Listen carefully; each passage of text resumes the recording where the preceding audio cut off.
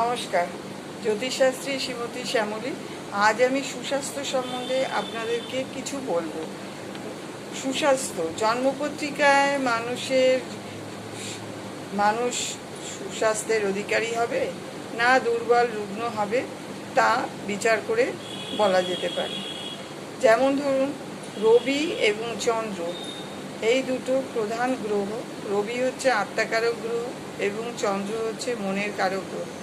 রবি জীবনী শক্তি কারক গ্রহ এবং জীবনী শক্তি বর্ধক এবং জীবনী শক্তি দায়িকা পুরুষ জাতিকার ক্ষেত্রে, এবং চন্দ্র হচ্ছে স্ত্রী জাতিকার ক্ষেত্রে জীবনী শক্তি বর্ধক গ্রহ।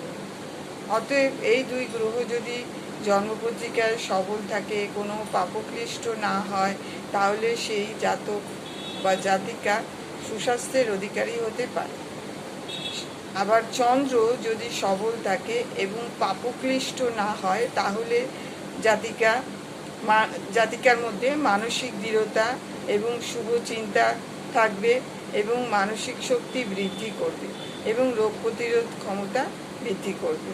তাহলে রবি ও চন্দ্রের একটা বিশেষ ভূমিকা আছে জন্মপত্রিকায়, সেটা আপনাদের জানালাম। এছাড়া নৈসর্গিক শুভ গ্রহ যদি বৃহস্পতি এবং শুক্র, এই গ্রহগুলো যদি জন্মপত্রিকায় ভালো থাকে, মানে শুভাবস্থায় থাকে, তাহলেও জাতক জাতিকা শত রোগাক্রান্ত হওয়ার সত্ত্বেও সুস্থ থাকে। এবং শুভ গ্রহগুলো যদি লগ্নকে দৃষ্টি দেয় বা লগ্নপতি শুভ থাকে, ভালো জায়গায় থাকে, কোনো দুর্বল না থাকে, পাপক্লিষ্ট না হয়, তাহলেও জাতক বা জাতিকা সুস্বাস্থ্যের অধিকারী হতে পারে। এবং যদি কোনো সময় রোগাক্রান্ত হয়, তাহলে সহজেই আরোগ্য লাভ করতে পারে।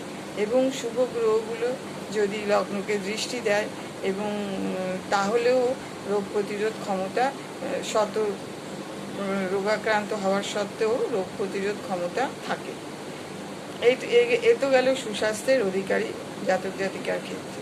এবং সুস্বাস্থ্য যদি না থাকে জন্মপত্রিকায়, কোনো খারাপ মানে অশুভ ইঙ্গিত থাকে, রবি চন্দ্র দুর্বল থাকে বা লগ্ন দুর্বল থাকে বা লগ্নের শুভ গ্রহের দৃষ্টি না থাকে, তাহলে সে সহজেই রোগাক্রান্ত হয়ে যায়।